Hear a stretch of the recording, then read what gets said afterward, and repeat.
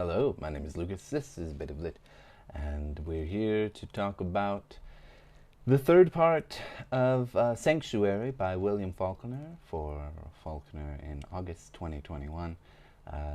This is chapters 19 through 23, I believe. At least that's what I read too. I will finish the book. That's what I saw the schedule was on a comment left for me when I was invited to join. So, anyway,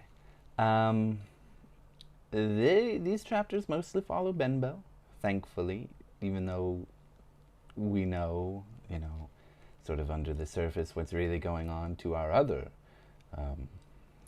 protagonist, our other main character. Horrifying things that I will not speak here for reasons relating to last week with my channel.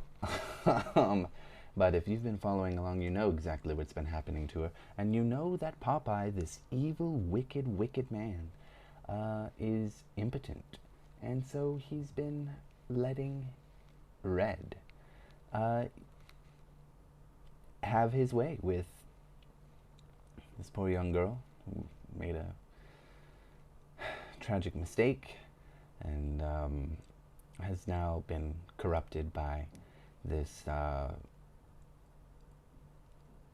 body house, this brothel that she's in Memphis. We meet a man, a state senator by the name of Snopes, and we hear about another guy, Sartorius, and Snopes happens to a state senator, and he is a very interesting character in my mind. I think largely because I'm pretty sure the Snopes family, certainly the Sartorius family, is in other Faulkner stories. I mean, I just read A Rose for Emily, and a sheriff by the name of Sartorius was mentioned by name early on in the story. And the Snopes family, I believe I have not read them, but I, just through reading up on William Faulkner, I believe in the past, I believe there are 3 books about the Snopes family, and they possibly, other than this book, they appear. Anyway, he sells some information about her whereabouts, Temple Drake's whereabouts, and Benbow, Horace, he goes to investigate. He is trying desperately, of course, throughout this time to get Goodwin to give up Popeye, but Goodwin is worried about retaliation. He's been framed, well, not framed, but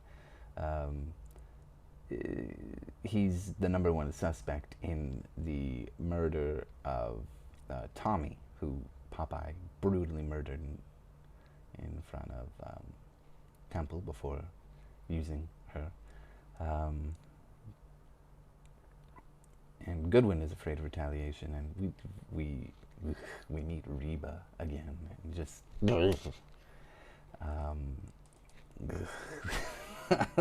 the characters in this book are mostly gross.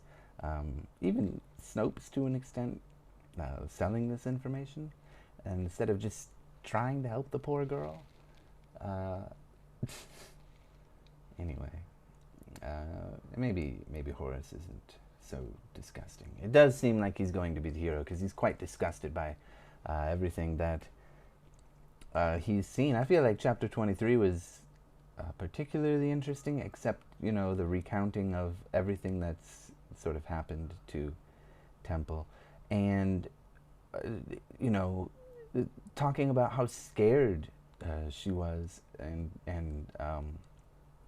all these things that she was thinking about, and like desperately wishing that she'd been a boy or a man or something. It just, she's really starting to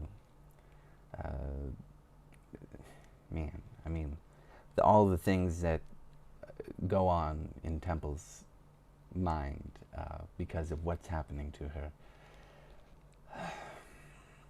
It's really difficult to read. These chapters were not so hard to read in terms of well, 23 was a bit difficult, but um, these chapters compared to some of the other chapters in part 2, pretty engaging, I would say.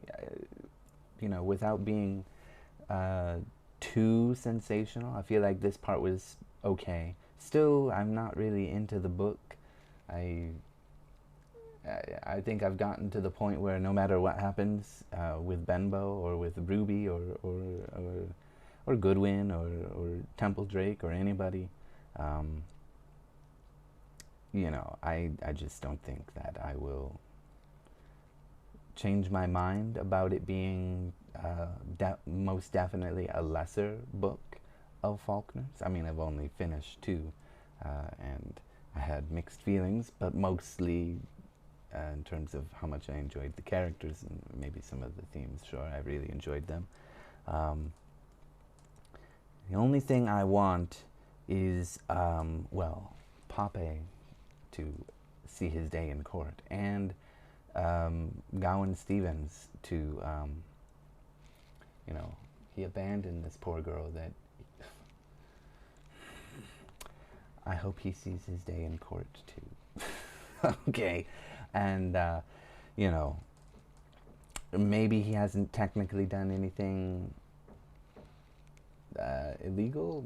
Maybe there's some law that he would have broken that I don't know about, but somebody needs to give him his day in court, is all I'm saying. Yeah, it was an okay set of chapters. What I did start going a little bit ahead, and yeah, Horace he starts thinking about this this girl, Little Belle,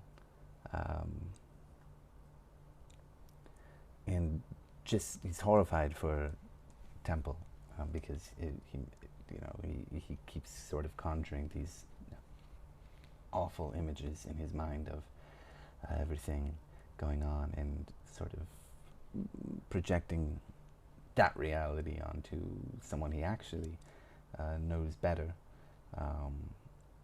and is even younger.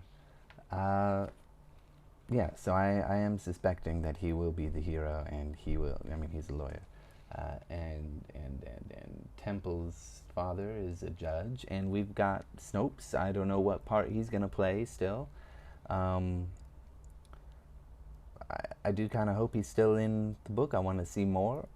I don't know. I don't know, man. I guess we will see next week. I won't be reading it for another week. So that's all I've got to say. Thank you. Goodbye.